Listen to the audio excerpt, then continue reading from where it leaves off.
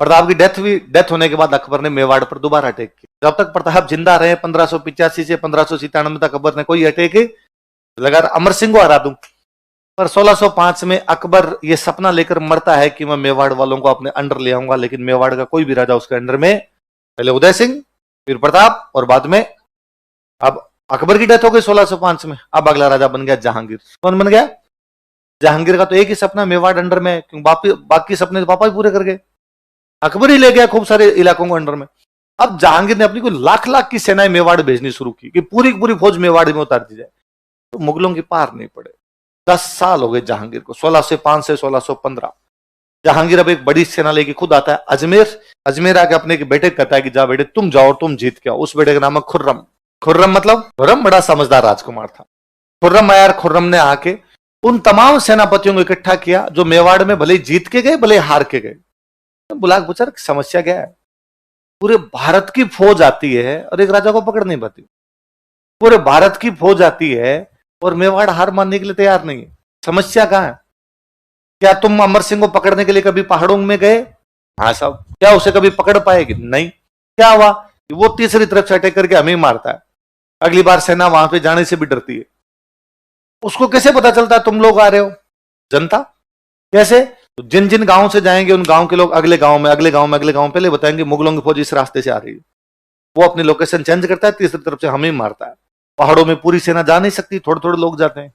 फिर खुर्रम तुम एक काम करो, किसी भी गांव में अकेले जाके देखो कोई पानी पिला दे दो। मुगलों के नाम पर इस मेवाड़ में कोई पानी पिलाने के लिए तैयार नहीं। फिर कहां से अनाज लाए? यदि अजमेर से सप्लाई मंगवाते हैं, भील बीच में लूट लेते हैं। ये गांव की जनता कूट मार करके लूट लेती है, अकेले 2-4 आदमी दिख जाए तो। खुर्रम समझदार था। खुर्रम ने कहा इसका मतलब समस्या राजा नहीं है, समस्या जनता है।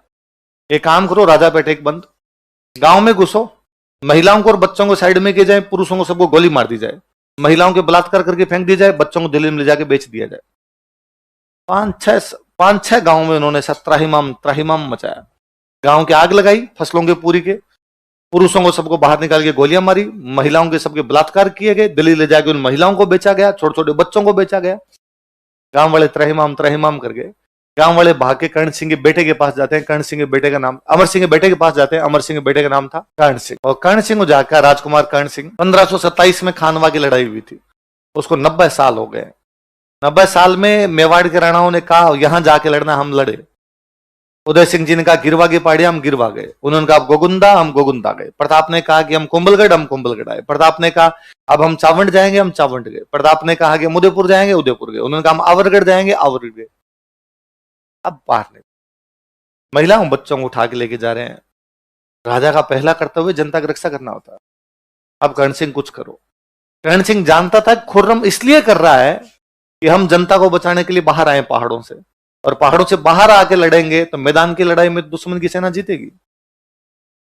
1 लाख की फौज के मुकाबला आपके मुट्ठी भर 7,500 सैनिक कभी नहीं कर पाएंगे। बोले कितने भी बहादुर हो जाओ, पर 7,000 रहेंगे, 1 लाख ही रहेंगे।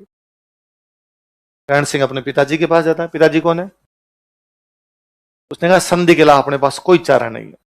अमर सिंह संधि के लिए राजी ने। उसने कहा यार मैं महाराणा प्रताप का बेटा, ऐसे कैसे संधि कर लूं?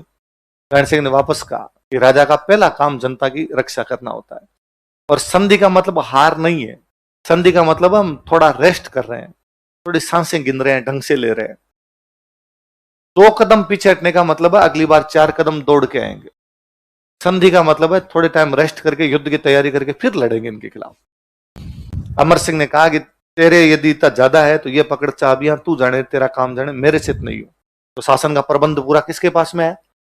कर्ण सिंह ने अपने 2 बंदे भेजे खुर्रम से बातचीत के लिए। एक का नाम था शुभकर्ण, क्या नाम था? एक का नाम था हरिदास। बताओ कौन कौन? दोनों गए रिनोन जा खुर्रम को, खुर्रम हम मेवाड़ की तरफ से हैं, संधि के लिए तैयार है। खुर्रम ने कहा अरे बेटे 2 चाय लाओ भाई। हरिदास जी शुभकर्ण जी आए। हरिदास ने कहा कि खुर्रम पहले बात सुन ले, उसके बाद चाय वाय पी लेंगे। अरे बात क्या सुनिए, संधि कर रहे हो तुम? यहाँ कर रहे हैं। तो फिर बस दोस्त अपने पियो चाय मंगवाओ भाई। अरे बात तो सुन, हम संधि के लिए तैयार है, पर संधि में तुम क्या करोगे? खुर्रम ने कहा सिंपल, जो राजा संधि करता है वो हमारे दरबार में आता है, हमारी तरफ से लड़ता है। तो ठीक है, तुम संधि कर रहे हो, तुम्हारा राजा हमारी तरफ से आगे लड़ाई कर लेगा, हम लड़ाई बंद कर देते हैं।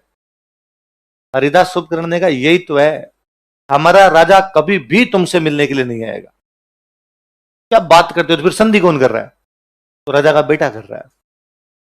तो हमसे मिलने के लिए कौन आएगा? वही आएगा। खुर्रम ने कहा यार हमने तो पूरे भारत में संधि किया, राजा खुद को आना पड़ता है, तो यदि राजा तुम्हारा आएगा नहीं तो फिर तो संधि कोई मतलब ही नहीं निकला। और दास उपकरण ने कहा चाहे कैंसिल करता हूं, हम लड़ाई की तैयारी कर रहे हैं, तुम भी अपनी लड़ाई जा रहे हो। खुर्रम ने कहा बैठ जाओ प्लीज, यार लड़ाई की बात मत करो तुम। खुर्रम ने जहांगीर को मैसेज किया कि मेवाड़ वाले संधि के लिए तैयार है, पर यह करें हमारा राजा कभी भी तुमसे मिलने के लिए कभी भी तुम्हारे दरबार में नहीं आएगा। जहांगीर ने कहा तू साइन कर। पर पिताजी उसने कहा पर वर कुछ ही नहीं है, पूरा हिंदुस्तान हमने कब्जे में ले रखा है इस मेवाड़ को छोड़ के, मेरी दारू हराम है, शाम को 2 एक पेक लेता हूं, इतने में कोई आके कह देता है और मेवाड़ में कौन हार के आया? बेटे तू नहीं जानता, हालत खराब हो जाती है, तुम संधि कर लो। तो फाइनली मेवाड़ और मुगल के बीच में संधि हो जाती है। मेवाड़ का राजा कौन है उस समय? अमर सिंह। मुगलों का बादशाह कौन है? जहांगीर। अच्छा चित्तौड़ का, अच्छा जब भी कोई राजा जाता मुगलों के दरबार में तो सेना लेके जाता, मुगलों की तरफ से लड़ना पड़ता उसको। हम पढ़ते हैं आमेर वाला मान सिंह लड़ने के लिए तो सेना लेके तो आया लड़ने के लिए, यूं थोड़ी आएगा। तो कहा भाई मेवाड़ वाले भी जब मुगलों के पास जाएंगे तो अपनी सेना लेके जाएंगे। कितनी सेना लेके जाएंगे? तो कहा 1000 घुड़सवार। कितने? अच्छा चित्तौड़ का किला मुगलों के पास था, तो कहा चित्तौड़ का किला हम वापस दे देंगे मेवाड़ वालों को, लेकिन उसका पुनर्निर्माण नहीं करवा सकते। क्या नहीं करवा सकते? रिकंस्ट्रक्शन। रिकंस्ट्रक्शन का मतलब तुम लड़ाई की तैयारी कर रहे हो। अच्छा आपको याद हो, देखो मैंने बताया था कि जब लंबी लड़ाइयों के बाद में संधियां होती, शादी ब्याह कर लेते थे। ऐसे आमड़ बावड़ वाली संधि के बाद में रायमल की शादी श्रृंगार कंवर के साथ हो गई, कुंभा के बेटे और जोधा की बेटी की। इधर मेवाड़ वालों ने कहा हम संधि कर रहे हैं, शादी ब्याह नहीं करेंगे। तो मुगलों ने कहा किसने कहा शादी ब्याह करने का, हम कर भी नहीं रहे। उनका नाम लिखो, नहीं करेंगे।